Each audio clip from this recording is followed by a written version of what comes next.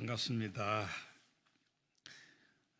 얼마 전에 우리 안 목사님과 통화하면서 교회 설교를 부탁받았을 때에 설교를 준비하면서 여러 가지 생각을 했습니다. 목사님을 처음 만난 지가 거의 50년 전입니다. 정확히 말하면 한 48년 좀 넘은 것 같은데, 그때 목사님은 주일학생, 저는 시작하면 초년병 전도사였습니다. 그 후에 우리가 같이 신앙 안에서 성장하고 또 주의 사역을 하는 가운데서 안 목사님은 아주 다양한 목회 경험을 하신 것 같습니다. 기관 목회도 하시고 또 선목회도 하시고 외국에서 목회도 하시고 이제는 늦은 나이에 교회 개척도 하시고, 그래서 언젠가 한번 글에 흰 머리를 그렇게 보인 사진을 이렇게 찍어 보인 것을 보면서 마음이 울컥했습니다.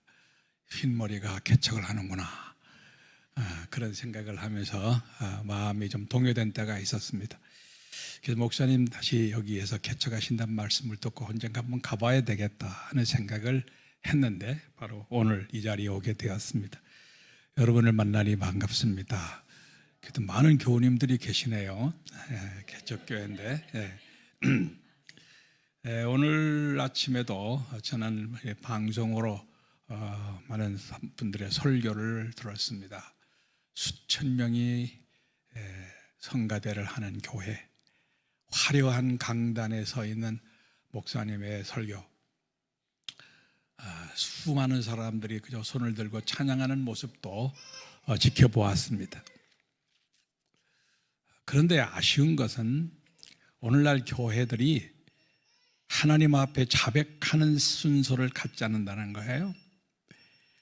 자기가 일주일 내내 지은 죄를 자백하는 시간이 있어야 되는데 공예배에 그런 순서를 안 넣어서 그런지는 모르지만 그런 모습이 안 보여요.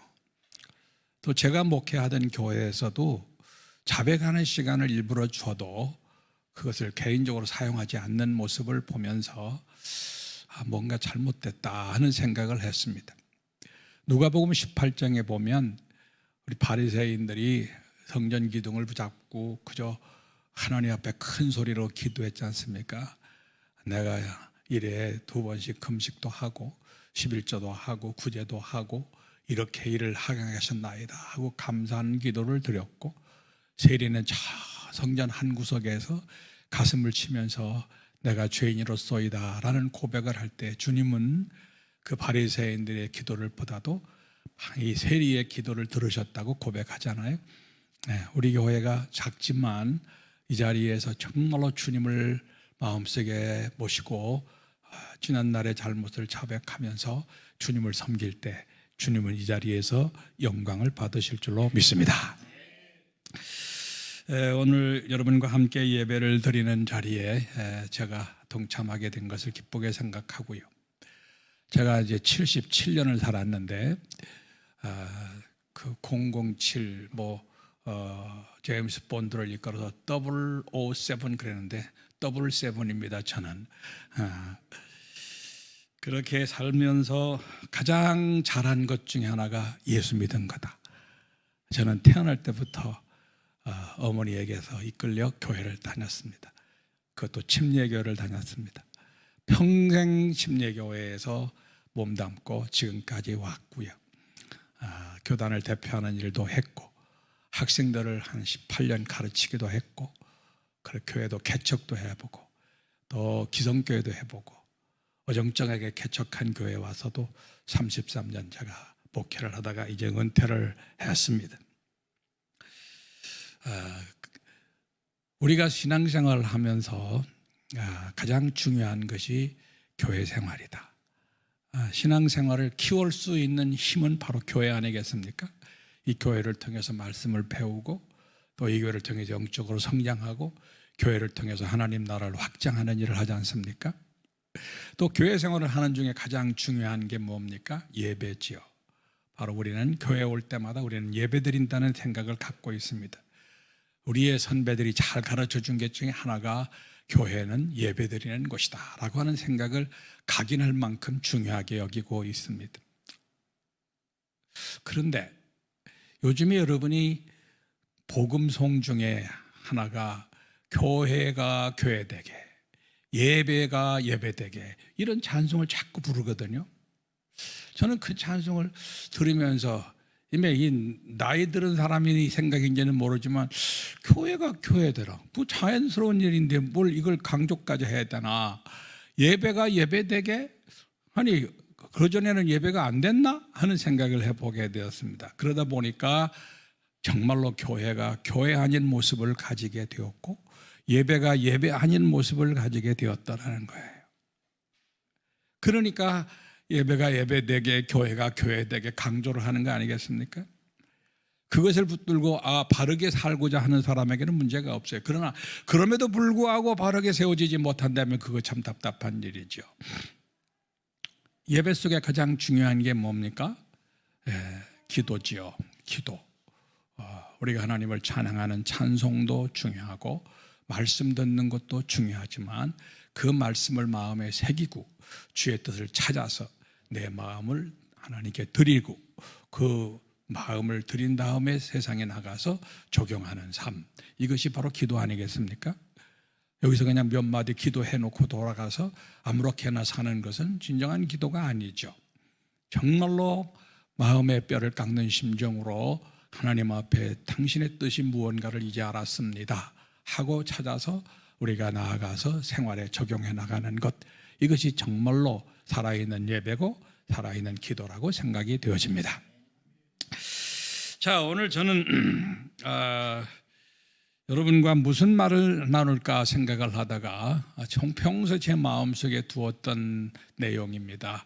주기도문 중에 하늘에 계신 우리 아버지라고 하는 이런 제목으로 여러분과 함께 은혜를 나누고자 합니다.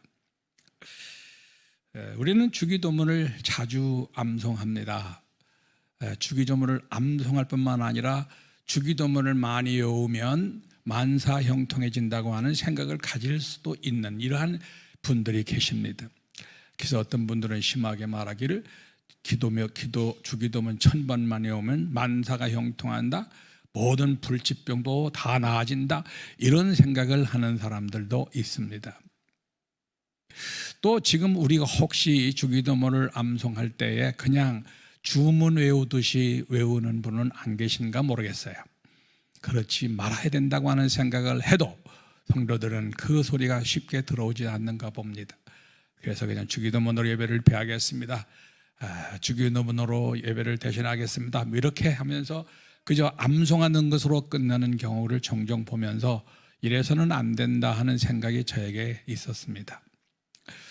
그래서 오늘 제가 주기도문을 다 여러분과 함께 나누고자 하는 것은 아니고요, 제일 첫 부분 하늘에 계신 우리 아버지라고 하는 이 제목을 통해서 여러분이 앞으로 주기도문에 대한 새로운 생각을 가졌으면 좋겠다 하는 생각을 가지고 여러분께 말씀을 나누고자 합니다. 주기도문을 하는 예수님께서 너희는 이렇게 기도하라고 말씀하시며 주신 것은 암송하라고 주신 것도 아니고 주문 외우듯이 하라고 하는 것도 아닙니다. 이렇게 기도하면 기도문을 가지고 너희가 하나하나를 살펴보라 라고 하는 내용이 되겠습니다. 어떻게 기도해야 할 것인가를 찾아봤으면 좋겠다는 생각으로 예수님께서 그러므로 너희는 이렇게 기도하라고 강조를 하신 줄 압니다. 특별히 저는 주기도문 중에 가장 중요한 부분이 바로 이 하늘에 계신 우리 아버지라고 하는 첫 소절이라고 생각이 되어집니다. 구분 나누면 적어도 9개 내지는 10개로 나누어서 생각해 볼 수 있는데 이 첫 부분 하늘에 계신 우리 아버지라고 하는 부분을 강조할 때 나머지도 여러분이 잘 이해할 수 있다 생각이 들어졌습니다. 모든 일이 처음이 중요하죠. 첫 신앙이 중요하고 또한 복음도 기본 복음이 중요합니다. 기본 복음을 잃어버리고 나면 다른 건 다 소용이 없습니다. 그러므로 첫 부분이 중요하다. 기도의 첫 부분도 바로 이것이 중요하다는 말씀을 제가 강조를 드립니다. 자, 그러면 어떻게 기도할 것인가에서 첫 부분 하늘에 계신 우리 아버지 중에서 이 아버지라고 하는 부분에 대해서 생각을 해봅시다. 아버지. 지금 여러분이 많은 이야기를, 많은 찬송을 부르셨습니다. 아버지에 관한 찬송. 참 좋은 찬송입니다. 모든 종교 중에서 아버지라고 부를 수 있는 그런 종교가 있나요? 신을 향하여 아버지라고 말할 수 있는 그렇게 가까운 관계 속에서 부를 수 있는 종교가 있냐 말이죠. 오직 기독교밖에 없어요. 오직 성경밖에 없어요. 특별히 우리가 하나님 앞에 기도할 때에 첫 호칭으로 아버지라고 이렇게 부르도록 하셨습니다. 아버지와 자녀 관계는 세상에서 가장 가까운 관계죠. 아버지와 자녀 관계, 아버지와 어머니 관계라고 말했을 때 어머니 관계가 더 가깝다고 말할 수 있겠지만 하나님은 남성 명사로 소개가 되기 때문에 어머니가 아니라 아버지로 소개가 돼요. 그러므로 가장 가까운 관계로서 우리가 같이 대화하자. 예수님께서 그렇게 가르쳐 주셨습니다. 여러분이 오늘도 아버지라고 부를 때에 그 아버지라는 감각이 어떻게 다가오셨나요? 우리에게는 육신의 아버지가 있습니다. 육신의 아버지에게 느끼는 자녀의 감정, 그 좋은 감정이 바로 하나님과도 이어져야 된다는 말씀이겠죠. 저는 7살 때 아버지가 돌아가셨습니다. 아버지라고 부를 수 있는 그런 기회가 많지 않았어요. 그런데 하나님의 아버지가 되신다는 이 놀라운 사실 앞에 저는 평생 아버지라는 말을 많이 합니다. 하나님 아버지. 그러니까 육신의 아버지에게서 느낄 수 없었던 그 사랑을 하나님에게서 느낄 수 있어서 나는 하나님 아버지를 부를 때 너무너무 좋았어요. 때로는 우리가 어머니를 통해서, 부모를 통해서 하나님을 아버지라고 부른다고 생각해서 한치걸로 두치처럼 생각할 수 있겠습니다. 그러나 성경은 아니지요. 모든 사람들이 똑같이 아버지라고 부를 수 있어요.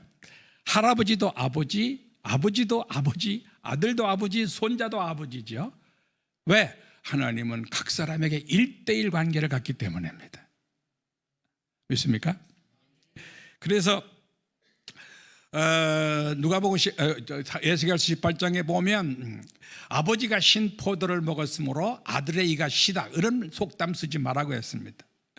하나님은 각 사람의 아버지라고 말씀을 하셨습니다.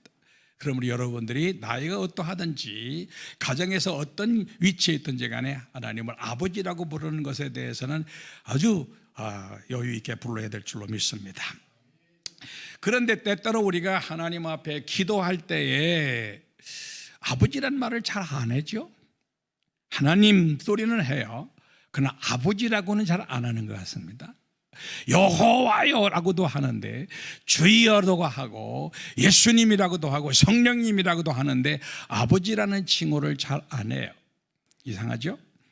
근데 오늘 예수님께서 가르쳐 주신 기도문의 제일 부분은 뭐예요?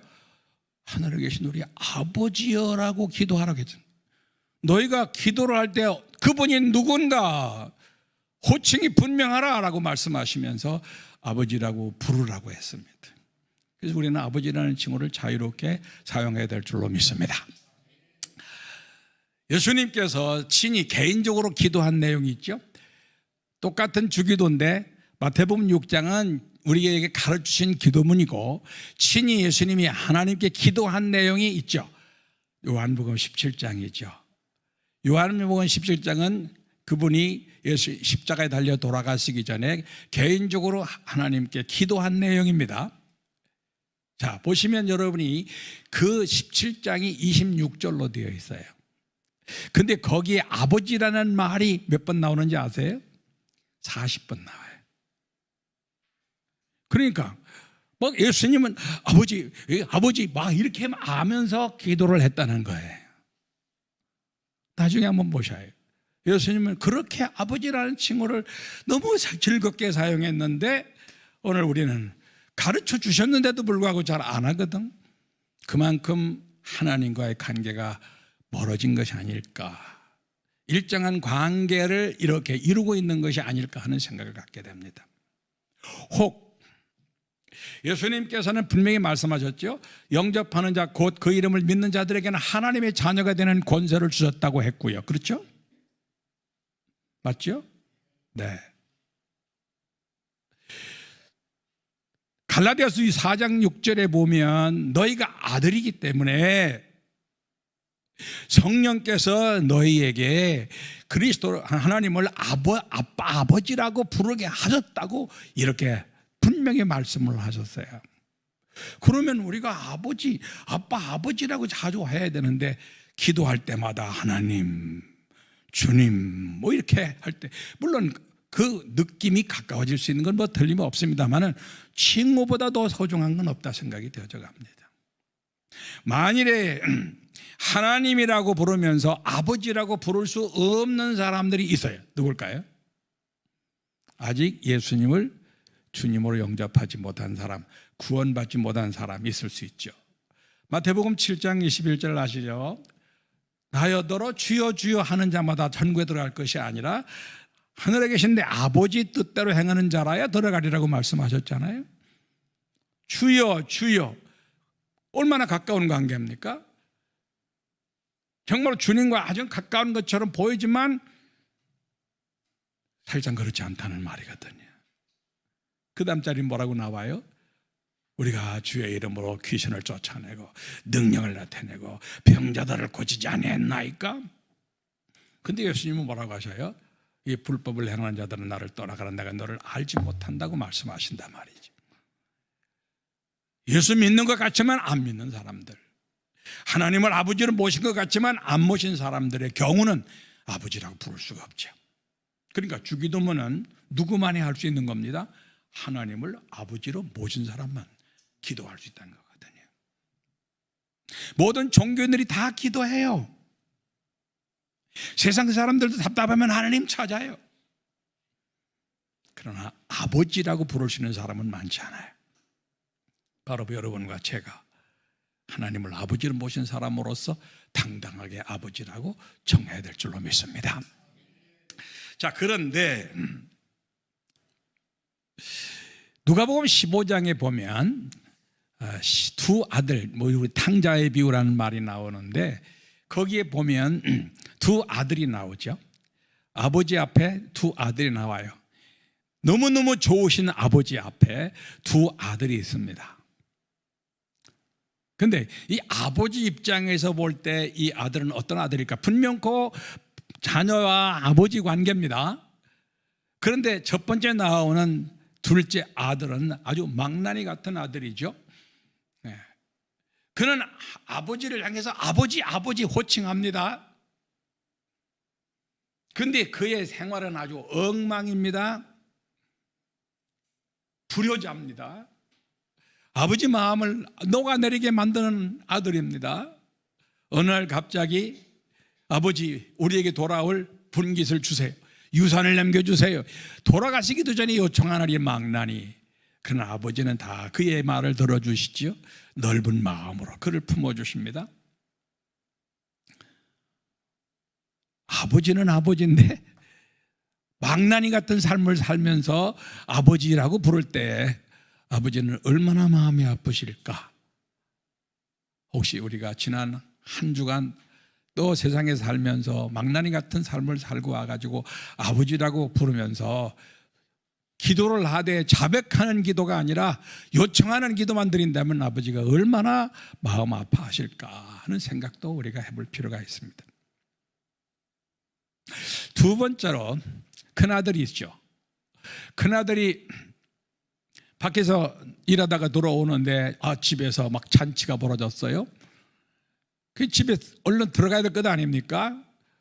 그런데 들어가지를 못하겠어요. 그래서 안에서 그 종을 불러다가 야, 무슨 일이냐? 무슨 좋은 일이 있어 이렇게 잔치 분위기냐? 그랬더니 아이고, 당신의 동생이 이제 탕자였던 당신의 동생이 돌아와서 아버지가 너무너무 기뻐해서 지금 잔치를 벌였나이다. 이럴 때 큰아들 어떻게 해야 되겠어요? 그래, 동생이 돌아와서 기다리던 동생이 돌아왔으니 가서 우리도 나도 환영해야지 하고 들어가는 것이 당연하잖아요. 그런데 어떻게 합니까? 나는 못 들어가. 더 이상 용납을 못해. 아니, 아버지 재산을 다 탕진하고 돌아온 아들을 잔치를 해줘? 그러고 안 들어가고 있으니까 아버지가 또 나오시잖아요. 나오자마자 이 첫째 아들이 한 말이 뭔지 아십니까? 아버지, 이렇게 했으면 차라리 낫겠어요. Look, 보세요. 이렇게 나오죠. 아버지를 향해서 뭐라 그래요? 보세요. 영어로만 나오는 그 내용입니다. 어떻게 그럴 수가 있습니까?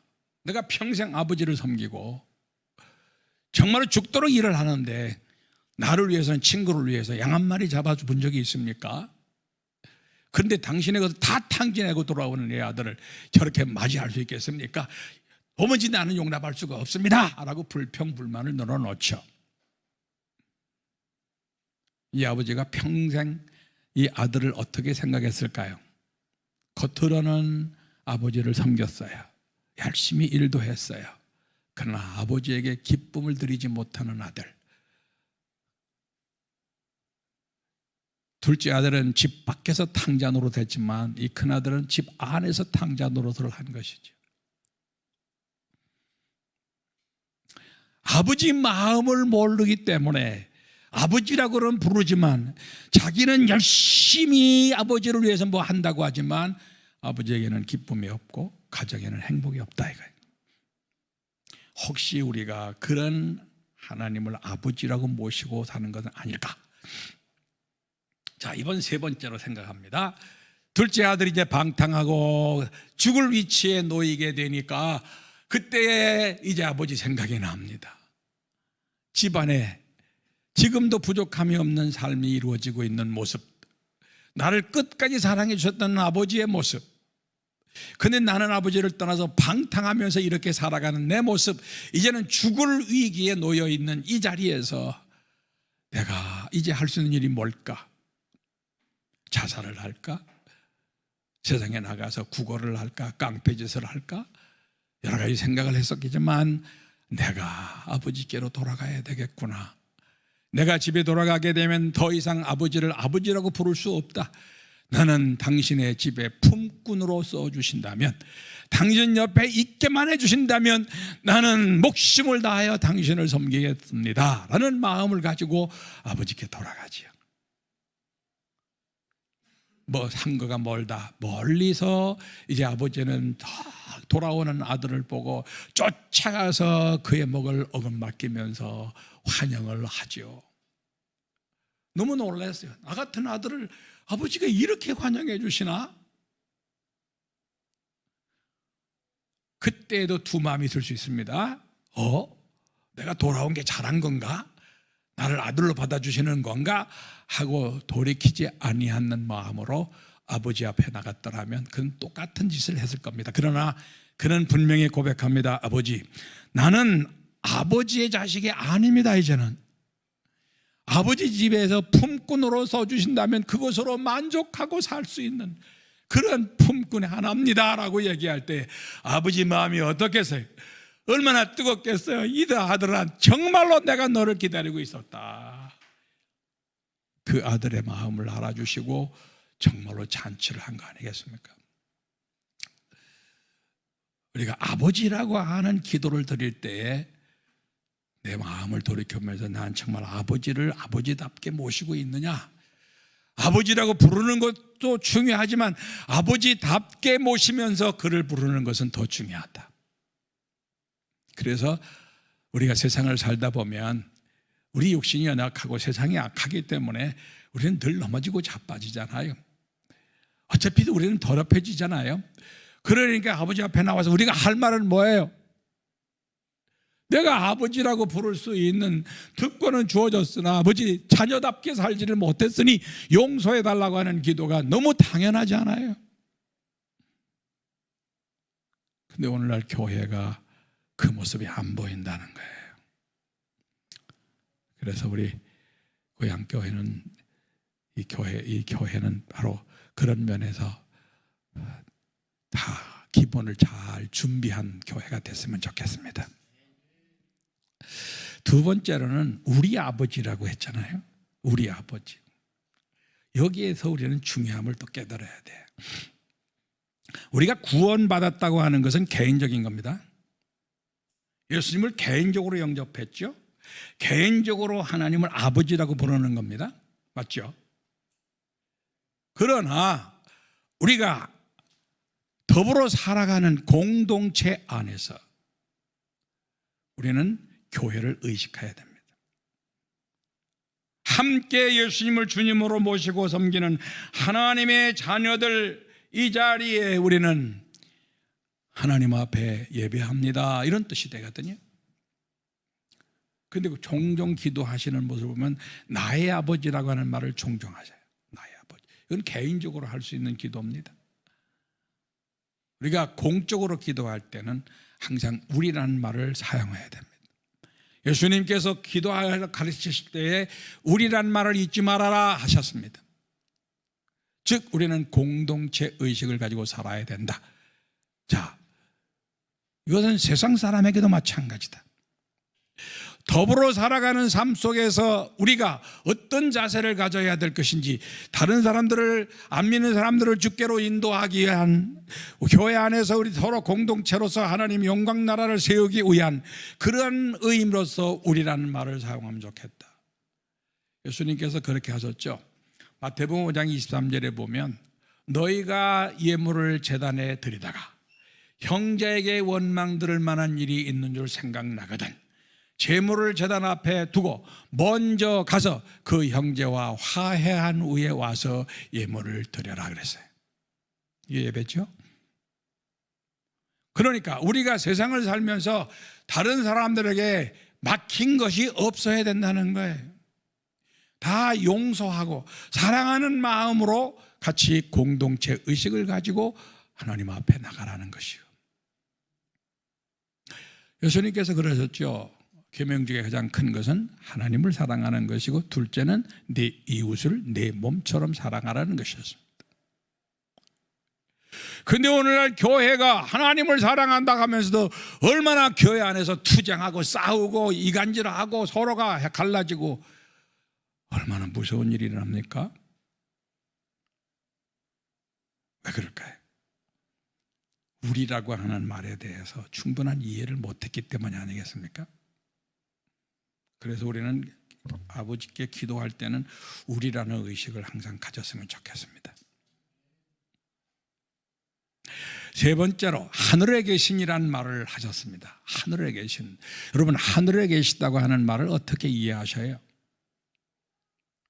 저는 두 가지로 해석을 합니다. 하나는 천국입니다. 천국에 계신 하나님 아버지, 천국의 주인이신 아버지. 그러니까 아버지를 생각할 때 항상 어떤 나라를 생각해요? 천국을 생각하는 거예요. 예수님이 이 땅에 오신 목적이 뭐예요? 회개하라, 천국이 가까웠다고 말씀을 하셨습니다. 우리에게 천국을 소개하고 안내하시기 위해서 오셨습니다. 천국은 두 가지죠. 하나는 가는 천국, 하나는 오는 천국이죠. 가는 천국은 주님께서 지금 가셔서 준비하는 곳. 요한복음 14장에서 내가 너희를 위해 저소를 예배하러 간다라고 말씀하신 그곳. 그 다음에 천국은 내 마음에 있느니라. 주기도문에 뭐라고 했습니까? 나라가 임하옵시며, 나라가 임하옵시며. 현실적인 삶을 우리가 천국을 통해 이루게 한단 말이거든요. 바로 미래의 천국, 현실의 천국의 주인이신 하나님 아버지라고 하는 것을 의식하는 거예요. 아버지만이 천국의 주인으로서 천국을 만들고 확장할 수 있는 능력의 주인이심을 믿습니다라고 고백하는 기도가 하늘에 계신 우리 아버지의 뜻이라는 말씀이거든요. 또한 하늘이라고 하는 말을 또 다르게 사용한다면 우리 하나님은 전지전능하시지요, 무소부재하시지요, 영원불변하시지요, 공의와 사랑으로 충만한 분이시지 않습니까? 이것을 인정하는 것이죠. 인정. 우리 아버지는 무한하셔서 능치 못할 것이 없는 영원하신 분인 것을 고백합니다는 고백이 바로 짧은 주기도문이라는 곳에서 우리가 이해할 수 있게 된단 말이죠. 그걸 이제 풀어서 우리가 설명하면서 이제 기도를 이렇게 많이 하게 되는데, 자, 요 하나만의 기도만 가지고도 우리는 어떤 느낌을 가질 수 있어요? 아, 기도는 이렇게 하는 거구나 하는 걸 깨달을 수 있어요. 때로는 우리가 답답한 일을 당했어도 하늘에 계신 우리 아버지라고 하는 말 한마디만 해도 하나님 능력이 당신에게 있고 당신은 어떤 상황에서 도우실 수 있는 분이시고 우리의 사랑을 나타내시는 분인 것을 고백합니다 하는 뜻이 들어있단 말이죠. 우리가 그래서 하늘에 계신 우리 아버지라고 하는 말 그 한마디만 가지고도 우리는 모든 기도를 대신할 수 있다 생각합니다.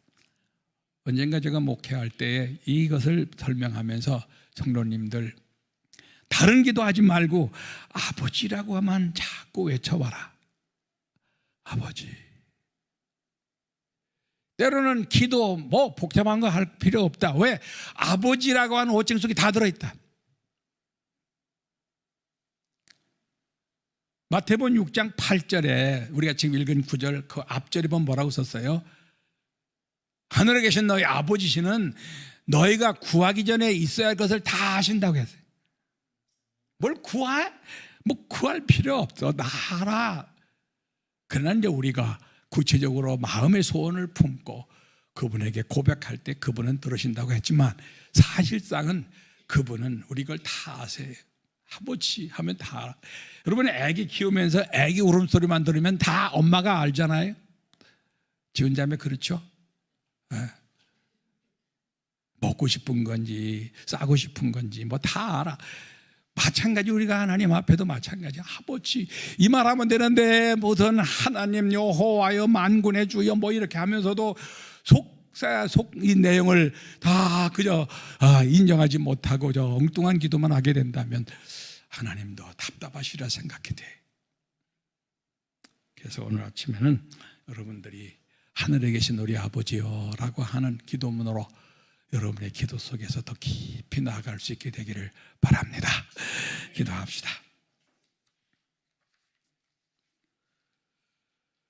하늘에 계신 아버지여라고 하는 외침을 중심으로 한 5번만 같이 천천히 외쳐봅시다. 하늘에 계신 우리 아버지, 하늘에 계신 우리 아버지, 하늘에 계신 우리 아버지, 하늘에 계신 우리 아버지, 하늘에 계신 우리 아버지. 아버지 하나님 감사합니다. 오늘 이 교회에 와서 함께 예배할 수 있는 영광 주셔서 감사합니다. 우리 한 목사님 이렇게 뒤늦게 교회를 개척하시고 열심으로 주를 섬겨 교회 꿀을 이뤄나가게 하시니 감사합니다. 강한 손으로 붙잡아 주셔서 아버지의 손길로 붙잡아 주셔서 이 교회를 잘 세우게 하시고 많은 영혼들이 돌아와 구원받는 자리가 되게 하여 주시옵시고 확실한 복음으로 이 교회를 세워가며 이 땅에 하나님의 나라를 이루어가게 하여 주옵소서.